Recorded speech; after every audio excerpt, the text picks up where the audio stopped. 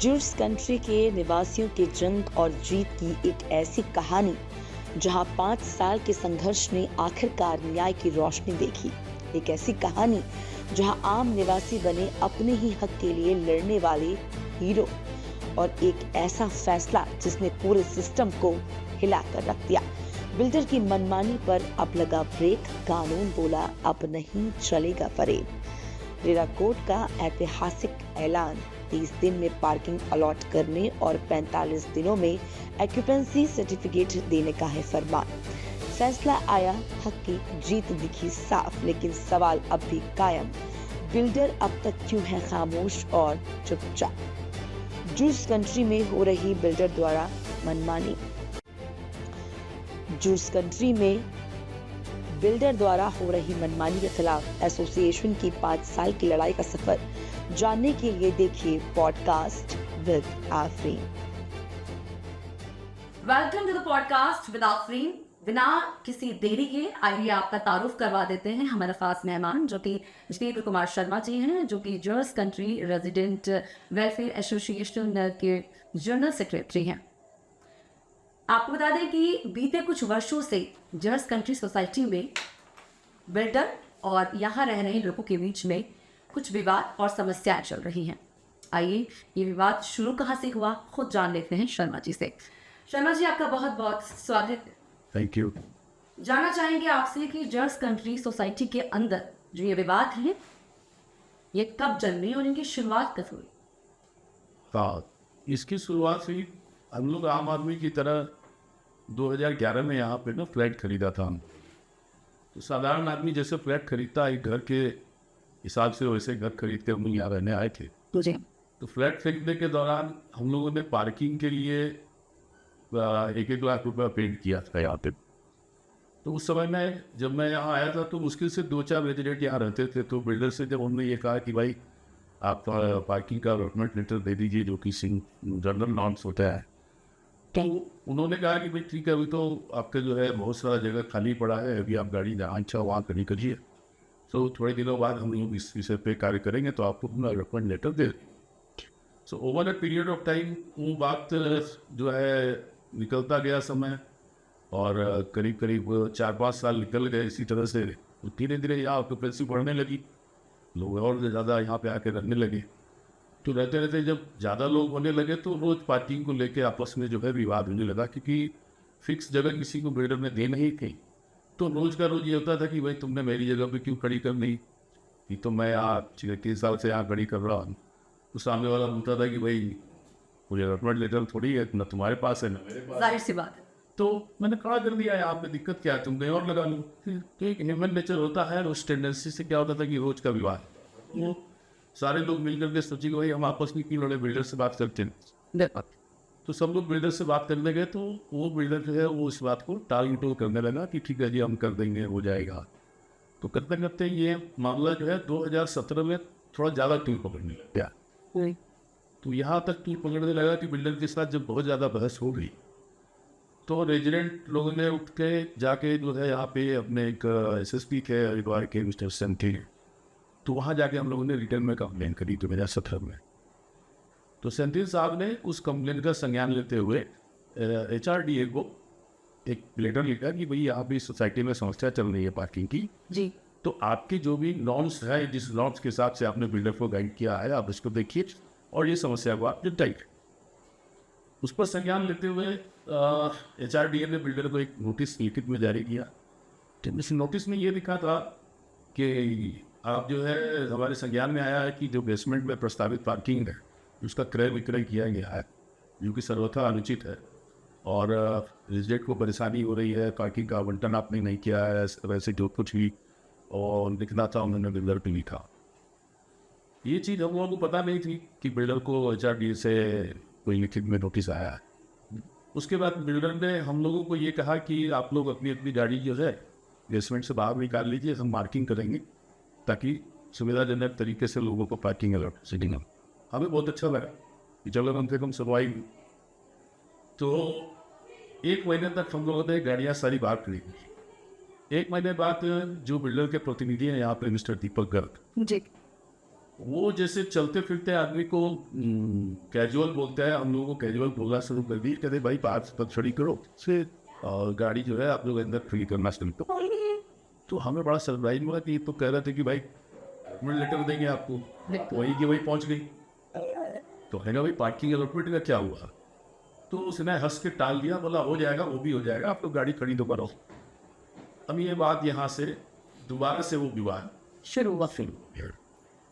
मतलब पहले कुल मिला के उन्होंने आपसे ऐसी बहला दिया आप लोगों को। हाँ, वो कुल मिला के एक जैसे ह्यूमन को समझा दिया जाता है एक कटसी के नाते हम लोग, बिल्कुल। क्योंकि सभी यहाँ पे रहने आए, कोई लड़ाई झगड़ा तो करने आया नहीं, जाहिर सी बात है। तो कभी कभार हो जाता था। तो ये बात जब ज़्यादा तूल पकड़ने लग गई पार्किंग को लेकर के, तो हमें लगा कि कुछ तो इशू है, ये पार्किंग आखिर देख क्यों नहीं रहा। तो फिर जब ये पुलिस तक हम लोग चले ही गए थे, उसके बाद भी समस्या का निदान नहीं हुआ, तो कुछ हम लोगों ने रेजिडेंट ने मिल के सोचा कि भाई इनसे इस तरह से तो ये मानेंगे नहीं, क्यों ना कानूनी लड़ाई लड़ी जाए अब इनसे पार्किंग को लेकर। तो वहां से शुरू हुई ये कानूनी लड़ाई। यहाँ से ये बात जो है शुरू हुई। उसके पहले थोड़ा बहुत और मैं आपको बताता हूँ कि इस बात को लेकर के सिर्फ कानूनी लड़ाई शुरू होने के पहले बिल्डर के खिलाफ लोगों ने यहाँ पे बहुत रोष जाहिर किया।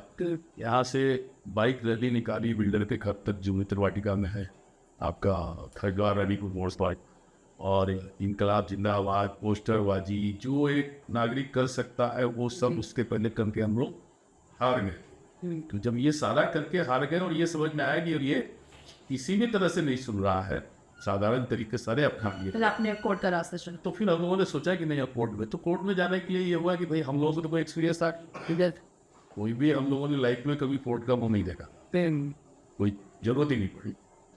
तो ये हुआ कि कैसे किया जाए, तो हम 6-7 लोग जो पढ़े लिखे लोग थे आपस में बैठ के हमने कहा कि भाई एक रास्ता निकालते हैं, पता करते हैं कि आखिरकार बिल्डर से लड़ाई कैसे लड़ा जाए। तो किसी ने हमें बताया कि आप एक अपनी एसोसिएशन बना लो लीगल। तो तब ऐसे बनी आपकी एसोसिएशन। ऐसे हमारी एसोसिएशन का निर्माण हुआ। तो हम 6-7 लोगों ने मिलकर अपनी ये जो कंट्री रेजिडेंट वेलफेयर एसोसिएशन जो है इसका निर्माण वहाँ से। ठीक। एसोसिएशन बनाने के बाद तब तक जो है वो ये हुआ कि अब एसोसिएशन तो बना दी, पर लड़ाई शुरू कर गए। भाई पार्किंग का हमने पैसा दिया, हमारे पास रसीद है, बस कितना ही है। पार्किंग को लेकर जैसे आपने जिक्र किया, मैं जानना चाहूँगी ताकि मेरे जो दर्शक है उनको समझ में आ सके कि जो ये पार्किंग का जो पैसा है ये कितने परिवारों से लिया गया। 1000 के लगभग यहाँ पे परिवार है आज की तारीख लगभग। तो क्या 1000 परिवारों से ये शुल्क वसूला गया? देखिए जहाँ तक मेरी जानकारी है जी, और जो मेरे पास पेपर का भी एविडेंस है, जी, तो कुल मिला करके 1000 बहुत से लोगों ने नहीं भी ली है, जिनके पास गाड़ी नहीं है या नहीं जो लोग लेना चाहते हैं। लेकिन मोटा मोटी कम से कम आप समझो कि 800 लोगों ने तो पार्किंग ले ही रखी है, क्योंकि आप सोसाइटी में नीचे खड़े होंगे तो आपको कम से कम 800 से 1000 गाड़ियाँ दिख जाएंगी। जी, जी। ठीक है, तो ये तो है कि पार्किंग तो ले रखी है, सारा स्पेस भरा हुआ है, यानी कि बेसमेंट भी भरा हुआ है और बाहर ओपन पार्किंग में भी गाड़ियाँ खड़ी आज की कंडीशन। जी। उस समय में इतनी गाड़ियाँ नहीं थी। और जी पार्किंग का जो ये पार्किंग के नाम पे पैसे लिए गए बिल्डर के द्वारा, ये मैं जानना चाहती हूँ आपसे, हमारे दर्शक भी ये जानना चाहेंगे कि ये जो पैसे हैं ये किस वक्त लिए जाते हैं? क्या जिस टाइम फ्लैट खरीदा जाता है तब ये पैसे लिए जाते हैं? हाँ, ये जब फ्लैट हम खरीदते हैं तो उसी समय ये लोग ये पैसा ले लेते हैं। पार्किंग का पैसा, IFMS का पैसा, उसी टाइम आप लोगों ने वो सारा पैसा हर खरीदने वाला जो आदमी है वो सारा पैसा उसी समय पे कर देता है। ये ऐसा नहीं है कि हर महीने पार्किंग का चार्ज लिया तक, नहीं, वन टाइम ही पैसा लिया है। किसी से 1 लाख, किसी से 75,000, अच्छा, किसी को कवर्ड पार्किंग के नाम पे लिया है। और इतना पैसा लेने के बावजूद भी अब तक किसी को भी पार्किंग व्यवस्था अलॉट नहीं किया गया है। जिस तरह से बराबरी बोल दिया गया लेकिन अलॉटमेंट नहीं करी। मैं बता रही हूँ, जैसे घर दिया तो अब मेरा घर का नंबर है A311 जी, तो मेरा यहाँ पे ये रहने का राइट है। तो पार्किंग का भी सेम उसी तरह से जो स्पेस आप डेजिनेट कर देते हो कि भाई 10 नंबर का जो पार्किंग का स्पेस है, यहाँ JK शर्मा A311 को पूरा करने का ये लेटर अलॉटमेंट नहीं किया। तो अलॉटमेंट लेटर आज तक नहीं आया। नहीं। तो ये हुआ कि भाई जब ये मैटर आया कि भाई अब एसोसिएशन तो बना रही, लेकिन अब लड़ने का कोई मुद्दा तो चाहिए। मुद्दा एक ही था कि हमने पैसे दिए हैं और हमको पार्किंग नहीं मिली। बिल्कुल। तो ये प्रूव कैसे होगा? तो हमने भाई किसी से अपने इष्ट मित्रों से राय करी कि क्या करना चाहिए। तो somebody told me कि एक काम करो, आप सबसे पहले ना यहाँ पे इसको परमिशन को HRDA नाम की जो है संस्था उसने दी होगी, तो HRDA से मालूम करो कि आखिर नियमता क्या है कि ये जो कोई नहीं दे रहे हैं, क्या नाम से ये एज पर रूल दे नहीं सकते या आनाकानी कर सकते हैं या ना इनको, पहले ही पता लगाया ये सारे सवाल थे। बिल्कुल तो जब ये सारे सवाल किए, जब हमें किसी ने बताया तो हम लोगों ने पहली RTI लगाई, RTI एक्टिविस्ट समझिए, वहाँ से शुरू हुआ जी बिल्कुल HRDA। तो हमें ये नहीं मालूम था कि हमको क्या कागज चाहिए, तो हम लोगों ने एक फ्लैट उसमें ये मेंशन कर दिया कि हमको जो है इस सोसाइटी से रिलेटेड संपूर्ण दस्तावेज उपलब्ध करा दिए। मतलब कुछ मालूम नहीं था कि रास्ता कहाँ से जाएगा, पर नहीं। इतना पता है कि चलना है वो जिस चलना रास्ते पे।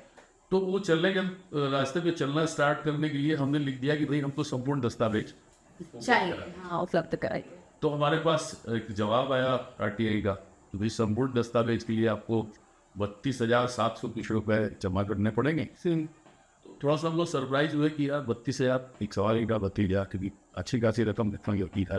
जाहिर से तो हम लोगों ने ना 7 लोग जो हम लोगों ने मिलकर उसमें डिसीजन बनाई थी, हम लोगों ने शेयर किया 32,000। ठीक है, उस समय हम लोगों ने किसी से कोई हेल्प नहीं, वहाँ खुद से किया आप लोगों ने। शेयर किया। शेयर तब पता चला कि भाई कुछ खर्च भी होता है लड़ाई में, बिल्कुल ठीक है। तो जो 32,000 जमा किए, तो उसके बाद HRDA 2 महीने लगा दिया, जबकि 30 दिन में देना आता है जवाब। हमारे साथ ये भी हुआ है। तो HRDA जब 2 महीने निकल गए तो हम उनके ऑफिस गए, हमने कहा भाई हमने आप पैसे दे दिए हमने आपको, आप हमें एक कागज से टुकड़ा तक नहीं दिया, आज तक 2 महीने बीत गए। तो हमें जवाब मिला कि जी छोटे मोटे कागज नहीं है, बहुत ज़्यादा मात्रा में कागज है, टाइम लगेगा, सब पे स्टैम्प लगानी पड़ती है, साइन करना पड़ता है, चूंकि सत्यापित प्रति नहीं है आपको। तो मैंने कहा ठीक है भाई, तो 2 महीना तो हो गया, टाइम लिमिट तो 30 दिन का है RTI के हिसाब से। बिल्कुल ठीक बात है। तो जब 2 महीने के बाद भी इन्होंने टालम टोल करनी शुरू करी कि ठीक है कल मिल जाएगा, 2 दिन बाद आ जाइए, हम बहुत घुमाए मैंने कहा विश्व चक्कर लगा नहीं चाहिए। फिर हमने कहा ठीक है भाई हम अपील में चले जाते हैं, आप दे नहीं रहे हो। तो वहाँ पे हमको बोला गया कि नहीं, आप बुधवार, मुझे याद है अच्छी तरह से कि आप बुधवार को आ जाओ और आपको सारे पेपर दी जाएंगे। तो हम गए बुधवार को, हमें ये पता नहीं था, हमने सोचा ठीक है पेपर ही तो मिलेंगे भाई, 10, 20, 50, 100 पेपर होंगे और क्या, फाइन फोल्डर जीवन को कंप्लीट करिए, पेपर का मतलब तो यही सब। जाहिर सी बात। जब वहाँ गए तो पता चला कि वो मतलब गाड़ी में भर के लाने पड़े पेपर, हमें कम से कम 25 से 30 फाइलें थी, बॉक्स फाइल, 25-30 फाइलें, बॉक्स फाइल हुई, बॉक्स फाइल, जो कि अच्छी खासी स्पेस में। वजन होगा 50 किलो से ऊपर कम से कम, जी इतनी फाइलें मिली। बताइए। अब हमारे लिए समस्या ये हो गई कि हम करें क्या इतने सारे कागज का, हमें तो कुछ ज्ञान भी नहीं, कहाँ से पढ़ना शुरू करें, क्या करेंगे समझे। तो जब हमें फाइलों को 2 महीने तक हमने उन फाइलों को घर में ना रात भर बैठ के पढ़ा थे, मैंने खोल दे। तब बड़ी मेहनत करी है आपने। वो बस मेहनत का मैं क्या शब्दों में बयान नहीं कर सकता आपको। मैं पता नहीं कितनी रातें इन कागजों में आपने वो HRDA से मिली जो फाइलें थी उनको आपने समझा, फिर क्या बोला। हाँ, तो जब उनको समझने लगे तो उसमें हमें एक तो फाइलों के अंदर जो आपको बताया इतनी सारी फाइलें थी, इसका रीजन ये था जी कि इस प्रोजेक्ट के 250 करीब नक्शे उसमें लगे हुए थे। जी। तो मैं बहुत सरप्राइज हुआ कि किसी भी एक घर को बनाने के लिए या किसी भी एक सोसाइटी को बनाने के लिए एक नक्शा या कुछ अल्टर हुआ तो 2 या 3 हो सकते हैं फाइनली, लेकिन ये मैं 250 नक्शे देख के बड़ा सरप्राइज हुआ। तो मैं तो सिविल का आदमी हूँ नहीं, तो समझ नहीं पाया, तो नक्शे तो समझ में आए नहीं। तो हमने नक्शे को अलग कर दिया, पेपर पढ़ना शुरू किया कि आखिर पेपर में क्या क्या है। और पेपर जब पढ़ना शुरू किया तो उसमें से जो चीज़ें निकल के आई वो हमारे लिए बहुत सरप्राइजिंग थी। उन पेपर्स में से कुछ 2-3 पॉइंट्स मैं चाहूंगी जो हाईलाइट्स वाले पॉइंट्स हैं जो हमारे दर्शक तक आप रखना चाहते हैं वो। जरूर जरूर जरूर। देखिए सबसे पहले तो जहाँ से मैंने ये बात आपसे शुरू करी थी पार्किंग, फिर तो मुद्दा तो हम तो पार्किंग ढूंढ रहे थे कि पार्किंग से रिलेटेड कुछ मिले, ठीक है। तो हमें मिला ये कि मैं थोड़ा सा डेविएट होकर के स्टार्ट से आपको 2-4 चीज़ें बिल्कुल बताना चाहूँगा। सबसे पहले ये मिला कि इन लोगों को जो ये परमिशन मिली थी बनाने की सोसाइटी को, वो 2007 में मिली। ठीक है। 2007 में जो इनको कागज मिला था उसमें लिखा था कि 5 वर्ष का आपको परमिशन दिया जाता है, और अगर 5 वर्ष में कुछ काम रह जाता है तो 1 साल का परमिशन आपको एक्स्ट्रा और मिलेगा। तो 2007 के बाद फिर इनको फाइनल परमिशन 2008 में मिली, प्रिलिमिनरी परमिशन 2007 में मिली, अक्टूबर 2008 में इनको परमिशन मिली फाइनल, विथ पूरे नॉर्म्स के साथ कि आपको किस किस नॉर्म्स का पालन करते हुए कंस्ट्रक्शन करना है। तो 8 से लेके 5 2013 हो गया। 1 साल का और परमिशन मांग लीजिए, कुछ बच गया, तो 14 हो गया। तो 14 में ये प्रोजेक्ट खत्म हो जाना चाहिए था। लेकिन ये सरप्राइजिंग, आज भी ये सरप्राइज बना हुआ है कि ये आज 2025 में भी कंस्ट्रक्शन चल रहा है चल रहा है कंस्ट्रक्शन। और HRDA इसको नहीं रोका है, अभी भी नहीं रोक रहा है, अनुरोध चल रहा है। HRDA पे बड़ा सवाल। सवाल तो है, क्योंकि सारा कुछ उसके देख रेख में ही होता है। कोई भी सोसाइटी बिना उसके परमिशन देखो आप कर नहीं सकती। तो 2025 में भी ये कंस्ट्रक्शन चल रहा है, 2 टावर अभी भी निर्माणाधीन है जो कि चल रहा है। खैर, ये तो हुआ HRDA से। तो पर उस वो कागज हमें मिला, तो हमें लगा भाई ये तो ऐसे ही अवैध हो गया, ये तो परमिशन ही इसको 5 साल की थी और ये आज तक ये परमिशन चल रहा है। 25 तक काम चल रहा है। 25 तक तो मैंने आज कहा, जब हम लोगों ने RTI लगाई थी लेकिन जब अब तक काम चल रहा है तो अब तक तो आप लोगों को लेटर मिला ही नहीं होगा। ऑक्यूपेंसी सर्टिफिकेट हमें Occupancy कुछ नहीं, certificate मिला ही नहीं होगा। न कंप्लीशन मिला है न ऑक्यूपेंसी मिला है, क्योंकि नियमतः जब तक कंप्लीट नहीं कर देगा बेटा तो उसको कंप्लीशन मिलेगा कहाँ से। लेकिन उसमें भी पेच है। पेच ये है कि यहाँ पे हमारा जैसे घर बनता है वैसे घर नहीं है, टावर वाइज बन रहा है। जैसे एक टावर तैयार हुआ EC, तो जब टावर कोई तैयार हो गया तो उस समय में जब हम लोगों ने लिया था तो रेरा जो है वो पिक्चर में नहीं आया था। रेरा कोड पिक्चर में आई 2016 और ये कंस्ट्रक्शन चल रहा था इनका 2008 से। तो क्या हुआ कि 8 से जो कंस्ट्रक्शन चल रहा था, जब रेरा पिक्चर में आई तो रेरा का रूल ये आया कि जो कंस्ट्रक्शन कंप्लीट हो गया है, जिनको डेवलपमेंट अथॉरिटी ने कंप्लीशन दे दिया है, वो तो रेरा के अंदर आएंगे नहीं। लेकिन जो अभी अंडर कंस्ट्रक्शन है वो पूरा का पूरा प्रोजेक्ट रेरा में रजिस्टर्ड कराना पड़ेगा बिल्डर्स। तो इन्होंने रेरा में रजिस्टर्ड कराया 2016। तो ये हमारे लिए एक तरह से ये समझिए संजीवनी होगी, ये रेरा में रजिस्टर्ड।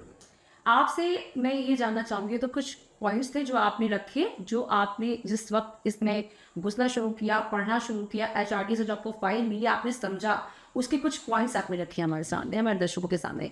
साथ में ये जानना चाहूँगी कि आपने जब रेरा में कोर्ट केस फाइल किया था, अब उसका फैसला आया है, वो फैसला क्या आया है वो जानना चाहिए। जी चलो, देखिए हमने रेरा में ना सारा कुछ पढ़ने के बाद जो है हम लोगों ने ये समझा कि अगर हम इनसे बहुत ज़्यादा डिटेल में रेरा में जाके लड़ाई करेंगे जी, तो वो पॉसिबल भी नहीं था हमारे लिए, क्योंकि फंड की बहुत बड़ी इशू है इसमें। जाहिर सी बात है। तो हम लोगों ने, आपको थोड़ा सा बताऊंगा कि जब हम लोग 7 आदमी थे उसके बाद हम लोगों ने यहाँ पे उस समय में करीब 200 परिवार की ऑक्यूपेंसी थी जब हम लोगों ने एसोसिएशन बनाई थी 21 में।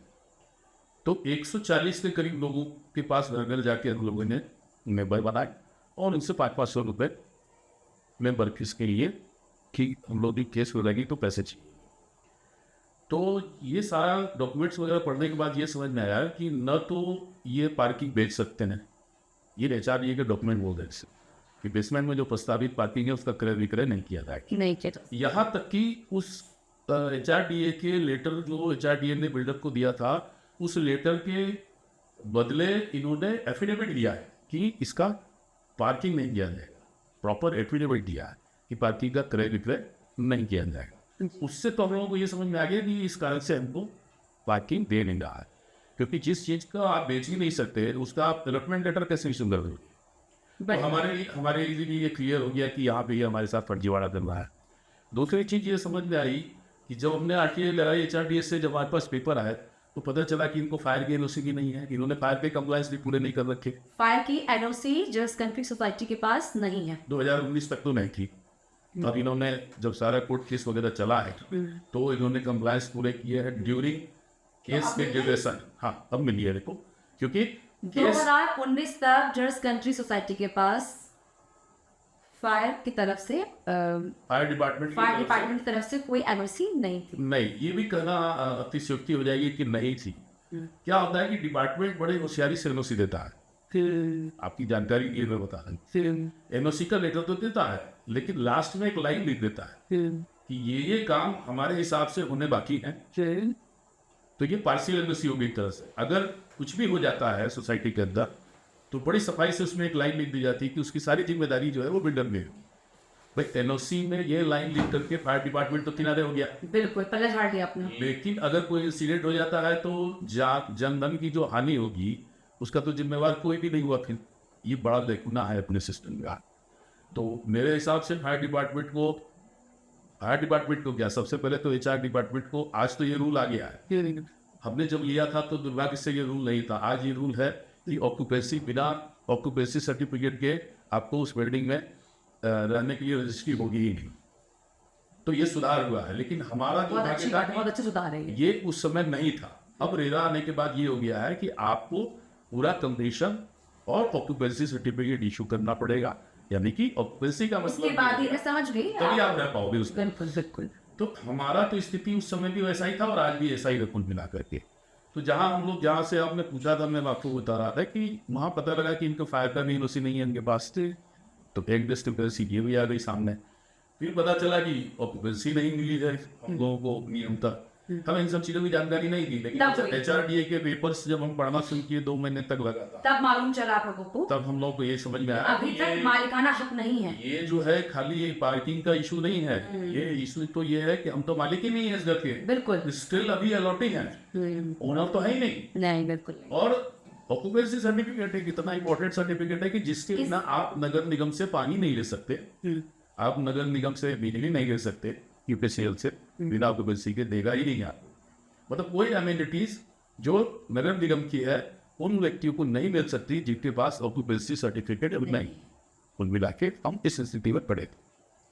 तो हमने ये देखा कि भाई होने को तो बहुत सारा कुछ था जो इन्होंने वेबसाइट पे, बीच में मैं थोड़ा आपको इसे से भटक के बताता हूँ। हम लोग जब यहाँ घर खरीदने जब आता है, कोई आदमी वहीं जाता है एक शहर से दूसरे शहर में, तो उसका कहाँ से क्या चीज पता करता है, वेबसाइट पे ढूंढता है बिल्कुल कि भाई वेबसाइट पे किस बिल्डर ने क्या क्या। तो वेबसाइट पे क्या क्या लिखा था, अगर इन शॉर्ट में आपसे पूछूं? वेबसाइट पे तो जो लिखा था उसके हिसाब से तो ताजमहल भी छोटा पड़ जाएगा अच्छा। सुविधा के नाम पे, जितना पीछे लिखा हुआ था कि आपको जो है इतनी बड़ी चीज लिखी हुई थी कि अपना गंगा घाट होगा सोसाइटी के अंदर। देखिए हमारी जानकारी के अनुसार तो जर्स कंट्री सोसाइटी में कोई गंगा घाट पर्सनल तौर पे है नहीं। बट हमारे पास तो एविडेंस में वीडियो भी था। अच्छा। एविडेंस में इसका नक्शा जो स्ट्रक्चर बना के रखते हैं डिस्प्ले, उसमें भी गंगा घाट। आज भी आप चले जाओ इनके सेल्स ऑफिस में, आप फोटो ले लो, गंगा घाट आपको दिखेगा। चलिए क्या पता आने वाले कुछ सालों में प्लान किया हूँ। हाँ वो तो हम कर नहीं सकते, भविष्य में कोई देखा नहीं है, आप जी बिल्कुल देख पाएंगे कि नहीं पता नहीं, बच्चे और ऐसा एक बार। जी। तो कुल मिलाकर के ये हुआ कि हमको इनसे सिर्फ कंप्लायंस के ऊपर कोर्ट में जाकर के कंप्लेन करनी चाहिए जो नेसेसरी है। जैसे ये होता है ना जीवन रक्षक दवाएं, पहले उसका इस्तेमाल कर लो, विटामिन और बाकी जो है प्रोटीन बाद में ले लेना। बिल्कुल। तो कोविड के समय हम लोगों ने 2021 में ऑनलाइन घर से बैठे, क्योंकि कोविड का टाइम था, आना जाना कहीं होता नहीं था, तो हमने ये कंप्लेन। किस साल में आपने? ये हम लोगों ने ना फरवरी 2021 में। तो फरवरी 2021 में ये लड़ाई शुरू की आपने रेरा कोर्ट की, और जिसका अब 2025 में फैसला आया। और ये जो 4-5 साल गए हैं, इस 4-5 सालों में बहुत कुछ। अच्छा, आपसे जानना चाहूंगी कि इस कोर्ट केस में फैसला आप लोगों के हक में आया है, सोसाइटी के लोगों के हक में आया है, तो ऐसे में जब ये कोर्ट केस चल रहा था उस ड्यूरेशन में कुछ चीजें हुई सोसाइटी के अंदर, कुछ बदलाव हुए, वो क्या क्या हुए जानना चाहिए। कोर्ट केस में जो हमने जब कोर्ट केस किया और जब कोर्ट की प्रोसीडिंग चालू हुई कोविड खत्म होने के बाद, तो स्वाभाविक रूप से कोर्ट के अंदर में बहुत सारा डॉक्यूमेंटेशन जो है वो मांगा गया, बिल्डर से भी मांगा गया, हमसे भी मांगा गया एविडेंस हर चीज़ का।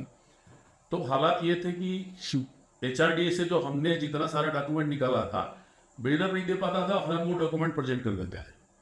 उसी दौरान सब कुछ होते होते हुए डिस्कशन के दौरान हमने तो सिर्फ 4-5 कंप्लायंस के लिए कोर्ट में केस डाला था। एक कि फायर का प्रॉपर इम्प्लीमेंटेशन नहीं है, हमारे पास ऑक्यूपेंसी नहीं है। 2, तीसरा हमारे से पैसा लिया गया है पार्किंग का, वो वापस। शर्मा जी आपकी बात होती कहूंगी, कुछ मंदिर को लेकर कुछ इश्यूज चले थे। मैं वही आ रहा था, मैं वही आपको समझाना चाह रहा था कि जो हमारा केस था मेन, वो तो हमारा कंप्लायंस से था, लेकिन पूरे बहस के दौरान बहुत सारी बातें बीच बीच में निकल के आ गई। जैसे भाई नॉर्मल होता है कि जज भी ह्यूमन है तो वो पूछ लेता है। तो हमने ये कोट किया कि सर हम तो वेबसाइट के हिसाब से देख के आए थे, तो उसमें इन्होंने मंदिर भी दिखाया था, गंगा घाट भी दिखाया था, बहुत सारे वादे किए थे कि डॉर्मेट्री होगा और आपका मेडिकल का फैसिलिटी होगा, व्हील चेयर होगा, वगैरह वगैरह, कुछ नहीं है। तो कोर्ट ने पूछ लिया जैसे कि भाई अगर आपने मंदिर का प्रॉमिस किया था तो मंदिर की स्थिति क्या है। तो उस समय क्या है कि हम रेजिडेंट लोग मिल करके ना एक टीन सेट लगा के, भाई इतने सारे लोग रहते हैं तो एक लोगों को धार्मिक आस्था होती तो चाहिए होता है भाई पूजा पाठ करने के लिए। तो हम लोगों ने एक पंडित को कुछ पैसे देते थे उसको, और वो एक टीन सेट में एक फोटो वगैरह टांग करके मंदिर के रूप में स्थापित कर रखा। इनने क्या किया, उसका फोटो खींच करके कोर्ट में सबमिट कर, मतलब वो मंदिर बनाया आपने और कोर्ट में सबमिट किया बिल फिर हम लोगों ने कोर्ट में ना, जो हम लोग रसीद में पैसे पंडित जी को काट काट के देते थे, फिर हमने वो एविडेंस वगैरह की कोर्ट में बहुत सारी चीजें, मतलब पूरा होमवर्क यहाँ पे मैं रुकूंगा आपको, आपने अच्छा सवाल पूछ दिया मेरे से। इस सारे प्रोसीडिंग के दौरान हुआ कि ये कहते थे कुछ, हम कहते थे कोर्ट में कुछ। ये जो 5 साल बीते ऐसे ही नहीं बीते, क्योंकि कोर्ट जो है वो एविडेंस पे चल रही है, किसी के कहने सुनने पे नहीं चल रही। तो एविडेंस भी दिए जा रहे थे उस बीच में, और वो भी होता था कि इन्होंने फॉल्स एविडेंस दे दिया, फिर हमने आरटीआई लगाया, फिर हमने चैलेंज किया कि ये फर्जी है जी, 420 कर रहे हैं, फिर वो लेटर इशू हुआ। इसी बीच में सारा होते होते हम भी उकता गए थे एक पॉइंट पे। तो हमने कोर्ट से एक रिक्वेस्ट डाली रिटर्न में कि जज साहब को ये कहा कि जज साहब ऐसे तो कभी फैसला नहीं हुआ, ये कहते हैं कि हमने कर दिया और हम कहते हैं कि सर कुछ नहीं हुआ, तो इसका तो कोर्ट में कोई रास्ता निकालना पड़ेगा। तो हमारी एक रिक्वेस्ट है कि as per law court commissioner on site नियुक्त कर दिए जाए, सो दैट वो एक निष्पक्ष बॉडी होगा, वो फिजिकली जाके देखेगा कि मैं सच बोल रहा हूं या ये सच बोल रहा है। And you will be surprise कि कोर्ट कमिश्नर का जैसे ही हमने एप्लीकेशन डाला, ये जो है रेरा की अपील कोर्ट में चले गए कि कोर्ट कमिश्नर नियुक्त न किया है। अच्छा, ऐसा भी हो गया। हाँ, कोर्ट तो ये जैसे ही रेरा की अपील कोर्ट में गए तो फिर हमें अपील में जाना पड़ा। लेकिन कानून बड़ा विचित्र है अपने बात। बिल्कुल, हमें ये भी नहीं पता था उस समय तक कि कोई अपील कोर्ट में होती है। जब अपील में गए तो हमारे लिए तो सब चीज नया था ना। हाँ बिल्कुल, हमें तो पता नहीं था कि ऐसा नहीं होता है। हम लोग सरप्राइज भी क्या, अपील कोर्ट में कोई होती है क्या? चलो भाई अपील कोर्ट में गए, वहाँ जज साहब ने ये कहा कि भाई जब तक कोई ऑर्डर नहीं आया है, रेरा का पावर है कोर्ट कमिश्नर करने का, अगर कोई डिस्प्यूट है दो पक्ष को और दोनों पक्ष का निराकरण नहीं जी, तो कोर्ट को पावर है कि अपना आदमी भेज के फिजिकली चेक करा सकता है। फिर that is called court commissioner. तो रेरा से इनकी डिसमिस हो गई अपील। अपील जो डिसमिस हो गई तो कोर्ट कमिश्नर नियुक्त हो गया। अब जब कोर्ट कमिश्नर जिस डेट में आया तो जो बिल्डर के प्रतिनिधि हैं वो अस्पताल में भर्ती हो गए जाकर के ये बताने के लिए कि मेरी तबीयत खराब है, मैं नहीं आ सकता। जबकि कोर्ट कमिश्नर फिजिकली उस आदमी को अपने सामने से जाता हुआ देख रहे हैं, मोबाइल पे बात करते हैं, वो वहीं से बात कर रहा है। तो ये बात करते हुए जा रहे हैं और फिर अचानक से ये हास्यास्पद सी बात है, लेकिन बिल्कुल इसको बोलते हैं कानून की भाषा में डिले टैक्टिस। ये होता है हाँ, कि आपको डिले करना है जस्टिस को, तो आप बहानेबाजी ये सब करते हो कि भाई बीमार है तो कुछ कर ही नहीं सकते आप। तो ये अस्पताल में भर्ती दिखा रही है इन्होंने, लेकिन भला कोर्ट कमिश्नर का उसने इस बात का कोई संज्ञान नहीं लिया कि मत आइए तो मत आइए भाई। वो तो डेपुटेशन पे आई थी, ठीक है, आके उन्होंने पूरे सोसाइटी का फिजिकल दौरा किया 2-2.5 घंटे तक जी, और फिर उन्होंने अपनी रिपोर्ट लगाई जो हमारे पक्ष में थी कि नया मंदिर है, नया फायर फाइटिंग का पंप होते है, क्यों ना आप सच बोल रहे थे। न फायर फाइटिंग का पंप है, न इनके पास अप्रूव मैप है। मैप जो है उसमें लिख रखा है डी टावर, तो वहाँ पे कुछ और लिखा है ना फिजिकल, यानी कि सारा घाल मिल जो है वो खुद भी नहीं समझ पाए। And he was civil engineer, और एक सिविल इंजीनियर कोर्ट कमिश्नर ये नहीं समझ पा रहा था कि नक्शे में लिखा हुआ है क्या बोलते हैं ऋषभ टावर, और जब मैं वहां जा रहा हूँ तो वहां लिखा हुआ है पार्श्वनाथ टावर। बिल्कुल, खुद परेशान था और बिल्डर का पक्ष कोई था नहीं। तो स्वाभाविक सी बात है जब आप नहीं बताओगे अपना पक्ष तो जो कोर्ट कमिश्नर को फिजिकल दिख रहा है वो वही लिखेगा। बिल्कुल, तो उसने अपनी रिपोर्ट प्रॉपर बना के लगा दी। तो ये एक सारे ड्यूरेशन के दौरान ये हमारे लिए एक अच्छा डेवलपमेंट हो गया कि जो हम लोग आपस में बहस कर रहे थे कोर्ट ने खुद ही संज्ञान लेकर। तो जब ये बात सामने आई तो उसके बाद फिर ये मंदिर का निर्माण हुआ। हाँ, उसके बाद जब कोर्ट ने पूछ लिया इनसे कि भाई मंदिर का बताओ क्या स्थिति है, तो मंदिर की स्थिति कोर्ट कमिश्नर ने खोल दी, तो फिर ये मंदिर का निर्माण हुआ। मतलब कुल मिला के ये सब मंदिर का निर्माण भी हुआ तो बड़ा फाइट करना पड़ा तब जाके ये हमारे एजेंडे में नहीं था केस के, लेकिन ये कोर्ट के संज्ञान में आने के कारण ये मंदिर बन गया। और मंदिर भी आपको आश्चर्य होगा जान के भारत में नहीं धरती पे अकेला मंदिर है जी, जिसमें हिंदू मंदिर और जैन मंदिर एक ही कैंपस में। जी देखा खैर ये अलग चीज है, मैं उस पर नहीं जाता हूँ। किसी तरह मंदिर तो बने। जी बिल्कुल। उसके बाद कोर्ट के संज्ञान लेने के कारण इन्होंने फायर पंप लगाए 2 जगहों पे, हाँ मैंने देखा, जो पहले नहीं था वो अभी। वो कंप्लायंस वो पूरे हुए विद जॉकी पंप।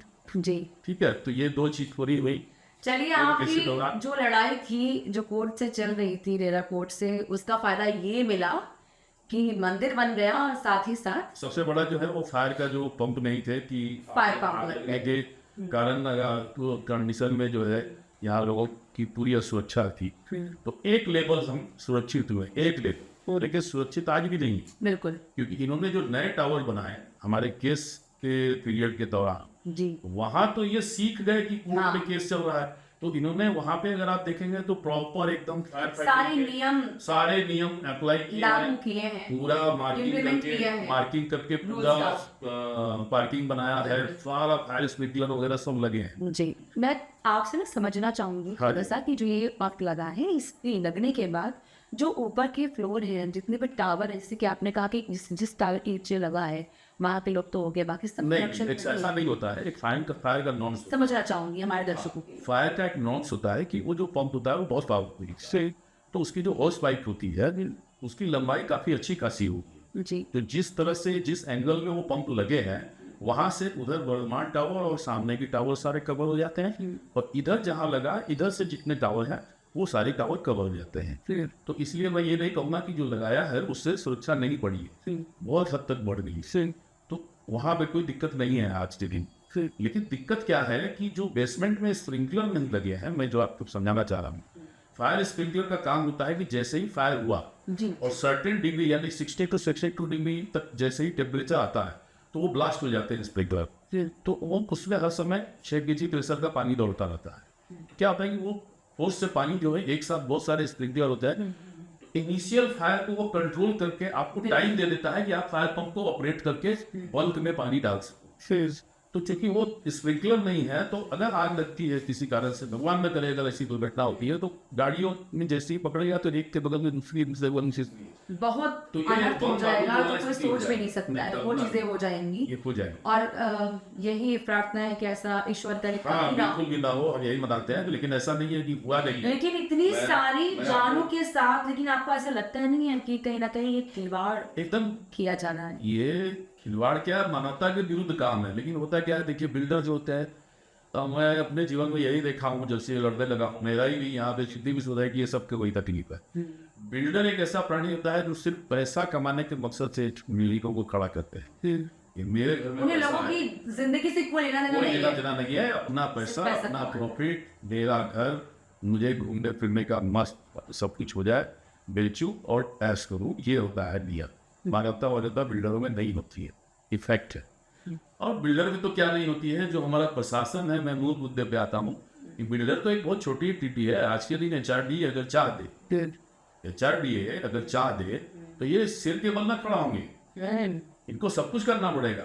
जब ये बिल्डिंग 7वीं मंजिल इन्होंने बनाई गलत, तो मेरे पास एविडेंस है कि 3 करोड़ कुछ रुपया इन्होंने पेनल्टी भरा है कंपाउंडिंग कराने के लिए। अभी तो HRDA नहीं किया, कोई दूसरी संस्था थोड़ी थी। तो आखिरकार HRDA क्यों नहीं संज्ञान ले रही है? मैं तो लगातार HRDA में कंप्लेन कर रहा हूँ पिछले 2022 से 21 में केस किया था, 22 से HRDA में लेटर पे लेटर लिख रहा हूँ। ऑफिस भी 50 बार गया। जो पिछले उपाध्यक्ष थे रसूल जी, उन्होंने बिल्डर्स के साथ हमारी मीटिंग कराई, उन्होंने इनको नोटिस जारी किया कि पिछले के जितने भी सर्टिफिकेशन है वो सारे रद्द किए जाएंगे और इनको फिर से अप्लाई करना पड़ेगा सारे नियम को पूरा करके। और सोसाइटी में जितने लोग रह रहे हैं उनको ऑक्यूपेंसी सर्टिफिकेट प्रोवाइड कराना पड़ेगा। पर तो बाकी देखिए, उनका ट्रांसफर हो गया, वो डीन बन के चले गए, मैं आ गए यहाँ पे उपाध्यक्ष, नए आ गए, तो मैं 5 तारीख को फिर उनको भी जाके एप्लीकेशन देकर बताइए, ये बड़ा इससे क्या है ना कि जो ये तबादले होते रहते हैं, इससे भी कहना चाहिए चीजों को फर्क नहीं, पड़ता है। इससे फर्क नहीं पड़ना चाहिए। सच पूछिए तो तबादला से आदमी के जाने से क्या होता है, सिस्टम काम करता है। आपको वापस से समझानी पड़ेंगी चीजें। मुझे समझाने की जरूरत क्या है, सिस्टम काम करना चाहिए। अगर सिस्टम काम करेगा, मैं अगर हम प्राइवेट कंपनी कुल मिला के शर्मा जी ने सीधे सीधे सिस्टम पर ही सवाल उठा दिया। सिस्टम पे सवाल है, मैं उठा नहीं रहा हूँ, सिस्टम पे सवाल है ये नहीं, ये सो बात नहीं है। नॉट ओनली सिस्टम, मैं HRDA में कंप्लेन करके हारा तो आदरणीय मुख्यमंत्री श्री धामी जी ने 1905 की सेवा करी। सुनिए कि आपकी कोई समस्या है तो आप 1905 पे कंप्लेन करिए। सर 2021-22 से 1905 के लगातार कंप्लेन कर रहा हूँ। मेरी कंप्लेन को हर समय बिना मेरे से जानकारी दिए हुए बंद कर देते हैं। अच्छा। मैं दोबारा फिर कंप्लेन डालता हूँ।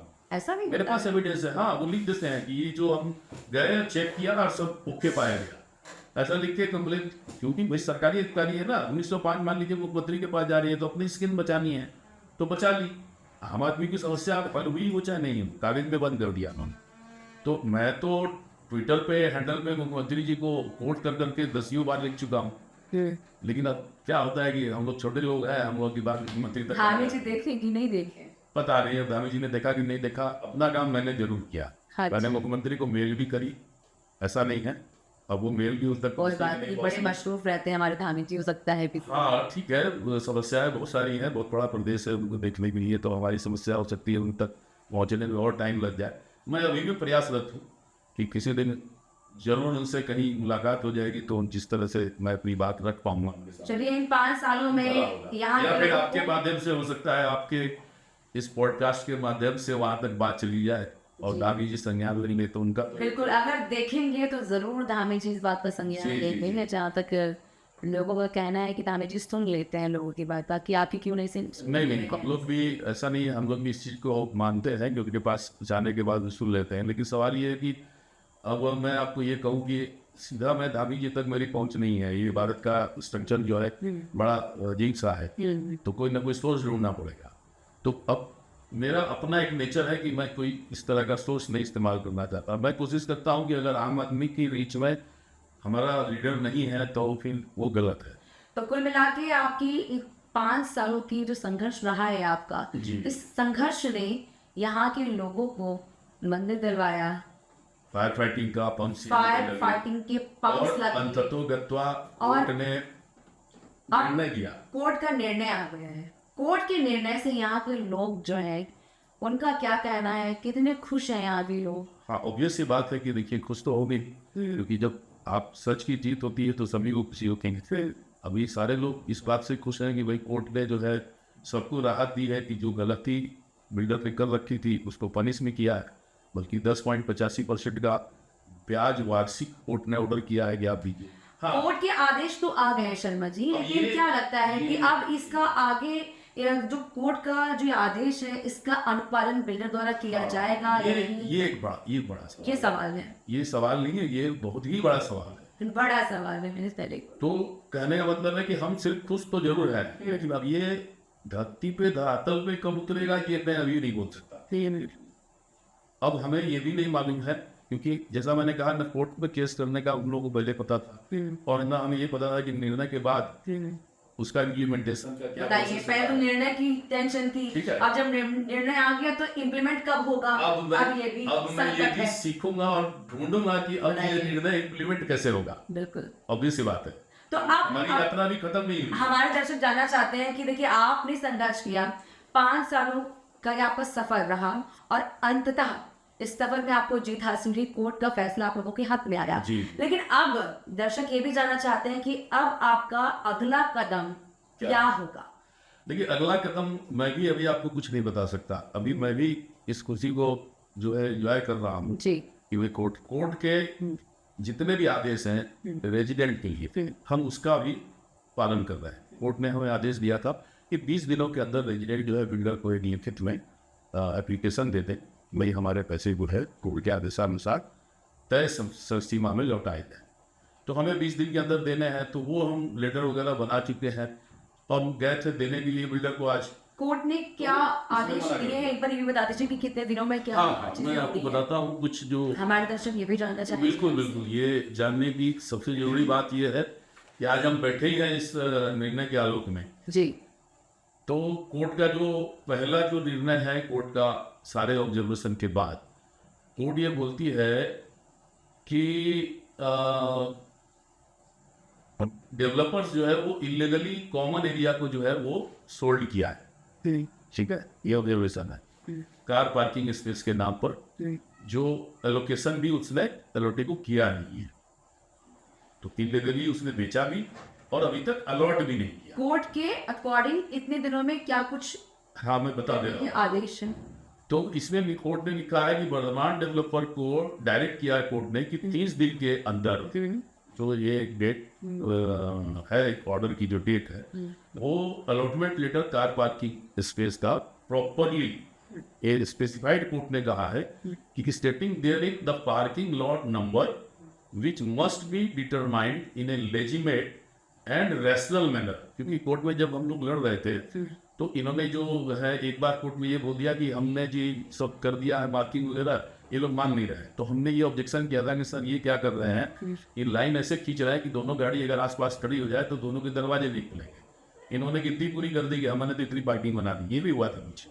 तो कोर्ट ने स्पेशली लिखा है कि legitimate and rational manner to each allottee of every tower who is entitled for parking space as per agreement to sale or executed sale deed as the case may be। यानी कि जैसा कुछ sale deed में अगर लिखा है आपने कि कार पार्किंग आपको दी जाएगी, तो आप हर उस आदमी को जिसकी सेल डीड में आपने लिख दिया है कि कार पार्किंग हम आपको देंगे, उसको आपको अलॉटमेंट लेटर तो 30 दिन कुल मिला के 30 दिन में जी या ऐसे लेटर देना है बिल्डर को, लोगों को। जी।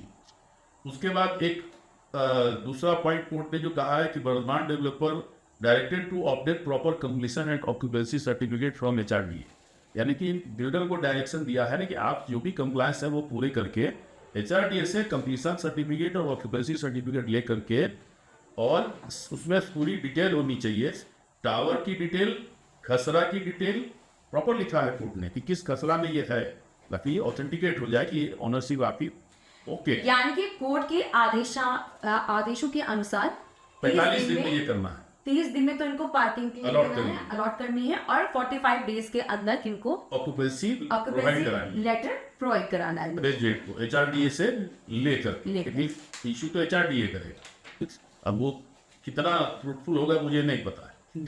इसके बाद कोर्ट का एक ऑर्डर ये है कि कोर्ट जो है डायरेक्ट किया है कि to refund to each of allottee the entire amount of money car parking fee charged including service tax or GST as the case may be। यहाँ क्या है, बिल्डर ने ना कई लोगों से कार पार्किंग का जो पैसा लिया उस पर जीएसटी चार्ज करके भी ले लिया, बताइए, क्योंकि उसको जानकारी नहीं थी, तो अगले भाई से दे दिया।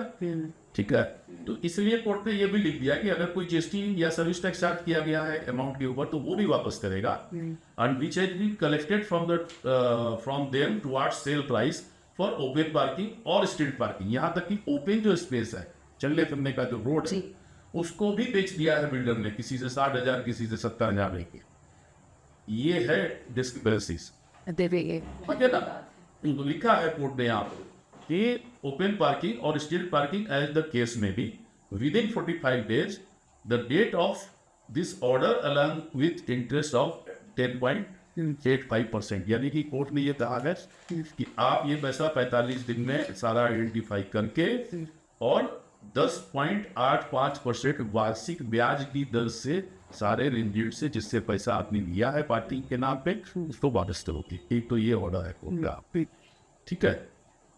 यहाँ तक कोर्ट ने आगे और लिख दिया है कि जो अगर आप टाइमली नहीं देते हो, जो कोर्ट ने 45 दिन का सीमा तय किया, तो जिस डेट में आप पैसा दोगे 45 दिन के बाद, अगर मान लीजिए 10 दिन और ले लिए जी, तो इंटरेस्ट उस 10 दिन का भी आपको देना पड़ेगा। बताइए, ये रेजिडेंट के फेवर में कोर्ट ने ये यहाँ पे ऑर्डर में लिखा।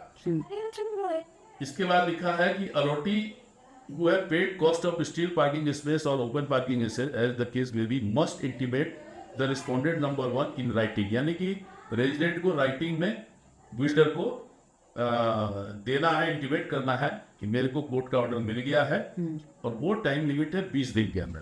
अब देखिए, तो हमको 20 दिन के अंदर उनको बताना है। तो हम आज गए थे उनको लेटर लेकर के, फिर क्या हुआ? तो अभी क्या है कि देहरादून में कोर्ट में हड़ताल चल रही है वकीलों जी, तो उसका एक उनको बहाना मिल रखा है। मैं तो अपना ऑर्डर जो है, मुझे चिंता थी तो मैं जाकर के ले आया पर्सनली।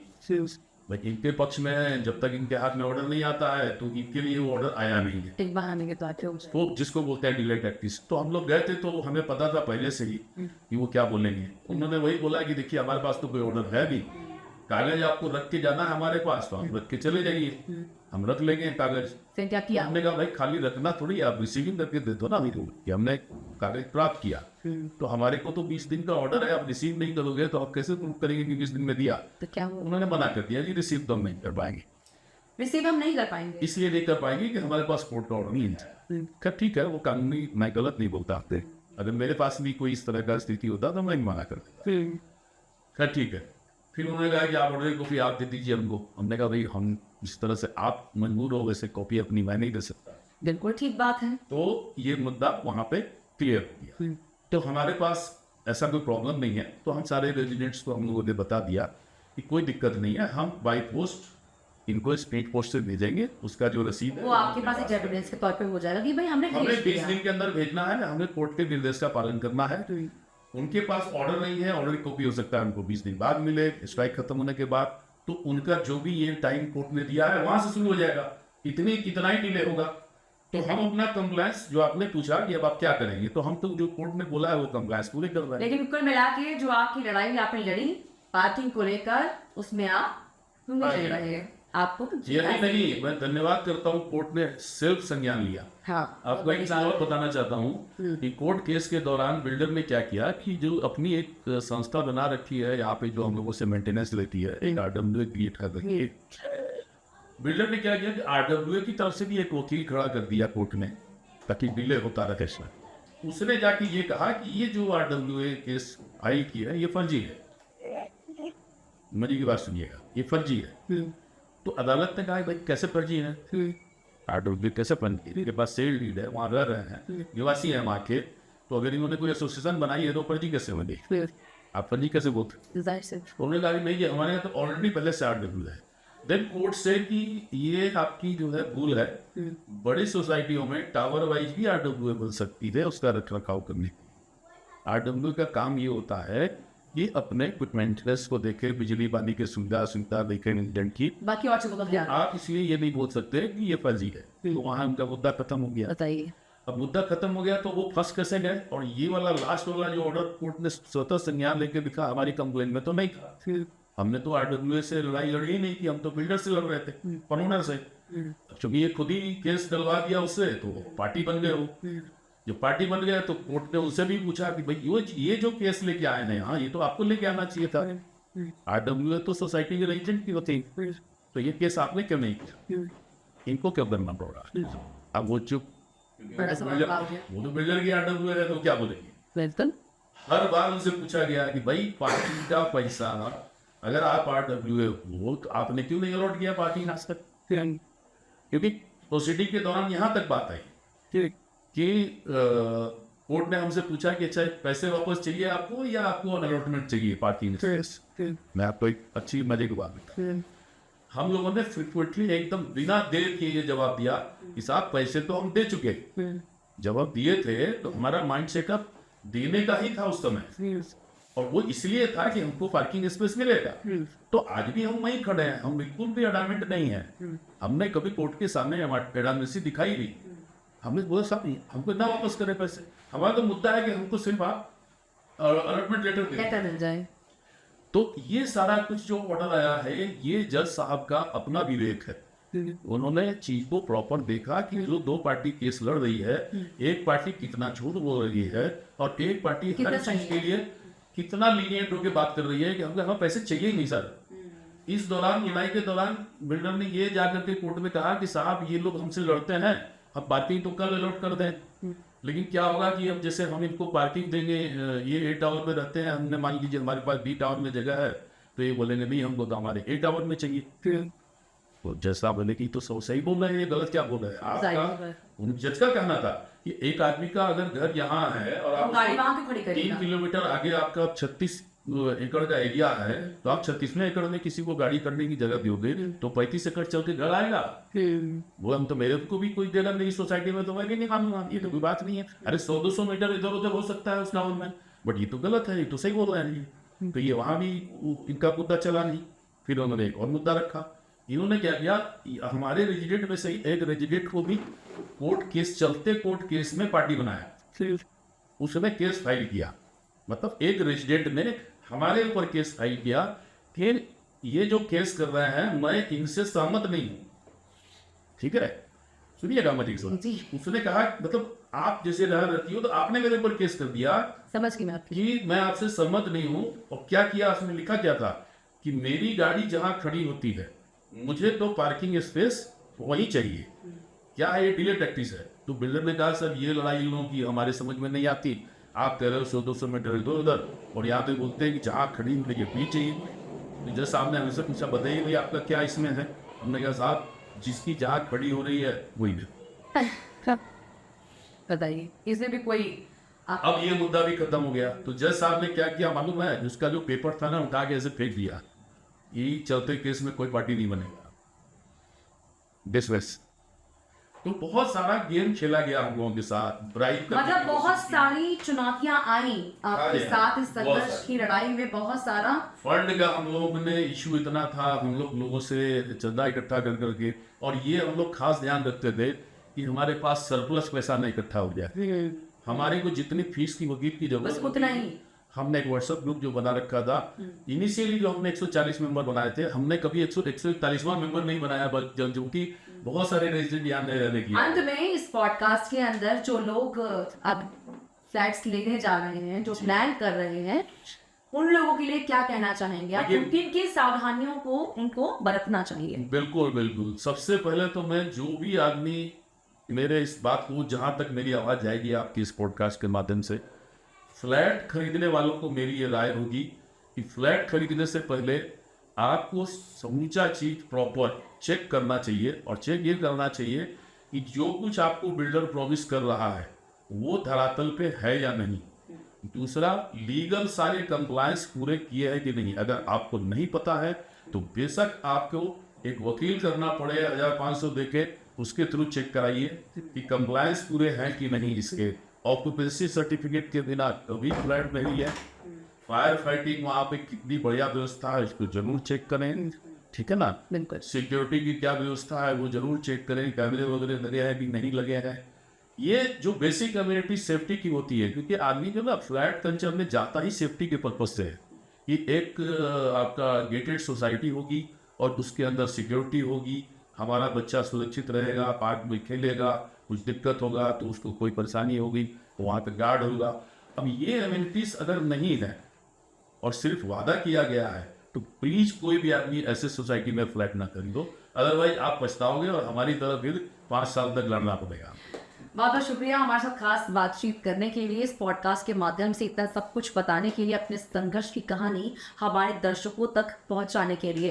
तो ये थे हमारे साथ जितेंद्र कुमार शर्मा जी, जिन्होंने 5 साल जर्स कंट्री सोसाइटी के लोगों के हक की लड़ाई लड़ी अपने एसोसिएशन के माध्यम से, और आज परिणाम ये रहा कि रेरा कोर्ट से उनको जीत हासिल हुई, उनके हक में फैसला आया। फिलहाल आपके सामने फिर हाजिर होंगे किसी एक नए पॉडकास्ट के साथ, किसी नई कहानी के साथ। तब तक के लिए इजाजत दीजिए, नमस्कार।